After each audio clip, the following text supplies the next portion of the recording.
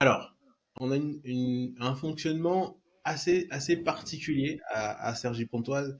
C'est-à-dire qu'un athlète peut avoir trois ou quatre coachs. Il a un coach référent, et puis après, il va trouver la compétence chez un autre coach en collaboration avec son coach référent. C'est-à-dire que je prends mon exemple, je suis coach de sprint. J'ai Philippe Favreau, mon président, qui est coach de demi-fond. Mais mes athlètes sprinters peuvent faire des séances, on va dire, j'ai un coureur de 200 mètres qui peut faire ses séances de capacité lactique avec Philippe, et ses coureurs de 400 mètres peuvent faire leur entraînement de vitesse avec moi. Et donc, on peut totalement trouver une synergie entre les coachs. Et je peux rajouter même un troisième entraîneur pour les coureurs de 400 mètres haies, par exemple, qui vont développer leur technique de haie avec un autre coach, typiquement. Et donc, cette collaboration entre trois, quatre coachs, deux coachs parfois, fait qu'on va chercher que les bonnes compétences à chaque fois. Ça demande un trait particulier chez les entraîneurs, c'est mettre son ego de côté. Et ça, parfois, c'est très difficile.